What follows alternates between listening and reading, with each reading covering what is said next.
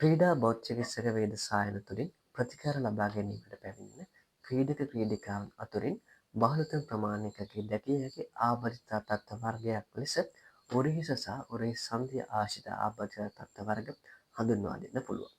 විශේෂයෙන්ම උරහිස සහ උරහිස් සන්ධිය ඉතා වැදගත් කාර්යභාරයක් ඕවර්හෙඩ් මූව්මන්ට්ස් පවතින ක්‍රීඩකාවන් තුළ සිදුවනු ලබන. ක්‍රීඩකයන් බේස්බෝල් ක්‍රීඩකයන් ඒ වගේම ස්විමින් වොලිබෝල් සහ බැඩ්මින්ටන් වැනි ක්‍රීඩිකාවන් වගේම හෙල්ලේ විසි කරන්න ජගුලිය විසි කරන්න වැනි ක්‍රීඩාවලදී මෙම ඕවර්හෙඩ් මූව්මන්ට්ස් බහුලව භාවිතා වෙනවා. විශේෂයෙන් උරහිස් සහ උරහිස් සන්ධි ආශ්‍රිත ඇතිවිය හැකි ආබාධිතා තත්ත්ව වර්ග ගණනාවක් පවතිනවා. රොටේටර් කෆ් මාංශපේශිය ආශ්‍රිත ආබාධිතා තත්ත්ව වර්ග. උරහිස් සන්ධි ලිනහයුමරස් ජොයින්ට් එක තුළ පවතින ආබාධ තත්ත්ව වර්ග සහ අසමතුලිතතා තත්ත්ව. ඒ වගේම ස්ලැප් ලීෂන්ස් තත්ත්ව. ස්කැපුලර් ඩිස්කයිනේසිස් තත්ත්ව.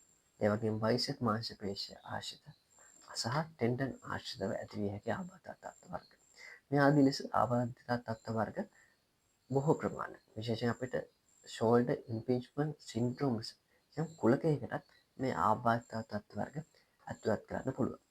මෙහිදී අපි විශේෂයෙන් සාකච්ඡාවක් ලක් කරන්න හේතුවේ ඕවර්හෙඩ් මූව්මන්ට්ස් පවතින ක්‍රීඩකයන් තුළ පවතින ආබාධිත තත්ත්ව වර්ගයක් ගැන. ඒ තමයි ෂෝල්ඩර් ඉන්ටර්නල් ඉම්පීච්මන්ට්. විශේෂයෙන්ම ට්‍රෝයඩ් අපි උදාහරණයකට ගමු බේස්බෝල් පිචින් පොසිෂන් එක.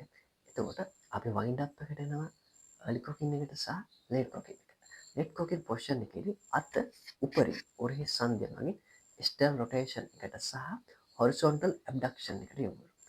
මෙන්න මේ හොරිසොන්ටල් ඇබ්ඩක්ෂන් එකේදී සහ උපරිම ස්ටර්න් රොටේෂන් මූව්මන්ට් එකේදී උරහිස් ආශ්‍රිතව ඇතිවන ආබාධිත තත්ත්ව වර්ගයක් පවතිනවා.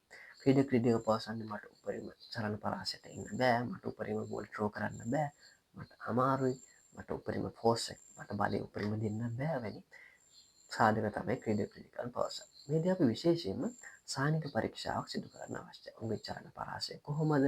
උන්ගේ මාංශ පේශීන් වල තත්ත්වය කොහොමද?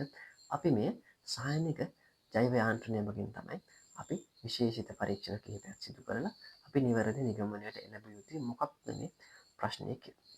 ඉන්ටර්නල් ඉම්පීච්මන්ට් එක ගත්තත් මෙහි විවිධ ආකාර තියෙනවා. එතකොට අපිට පේන් එක වේදනාව පවතින ප්‍රදේශ සහ ස්පෙෂල් ටෙස්ට් වලින් අපිට වර්ගීකරණය කිරීමක් කරන්න පුළුවන්.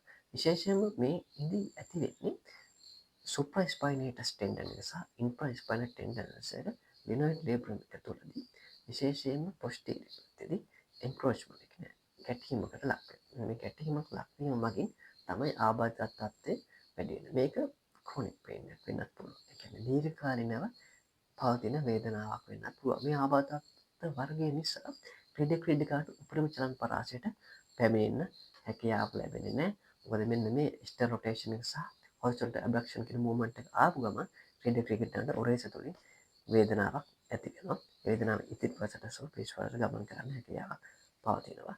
මේ ආබාධිත වර්ගය නිසා නැවත ෂෝල්ඩර් මසල්ස් රොටේටර් අනිකුත් මාංශ පේශී සහ ස්කැපුලර් මාංශ පේශී ආශ්‍රිත ආබාධිත තත්ත්වයක් වර්ධනය වීමේ හැකියාවක් පවතිනවා.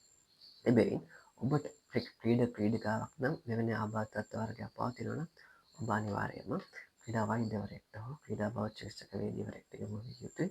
ඔවුන් නිවැරදිව ඇසෙස්මන්ට් එකක් සිදු කරලා ඔබේ ආබාධිත වර්ගය නිවැරදිව අවබෝධ කරගෙන ඒ සඳහා සුදුසු ප්‍රතිකාර තීරණය කරනවා. ඒ වගේම බෞද්ධචිකිත්සක වේදිකවරයෙක් නම් ඔබට සුදුසු ප්‍රතිකාරමය ව්‍යායාම සලස්මක් සකස් කරනවා.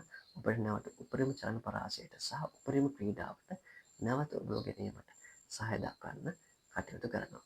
ඉතින් ඔබට යම් කිසි ගැටලුකාරී තත්ත්වයක් තිබෙනම් ඔබ අනිවාර්යයෙන්ම ඒ සඳහා නිවැරදිව පිළිගත් ශ්‍රී ලංකා වෛද්‍ය සභාවේ සුදුසුකම් ලත් වෘත්තීය වේදිකයෙක් වෙත යොමු විය යුතුයි.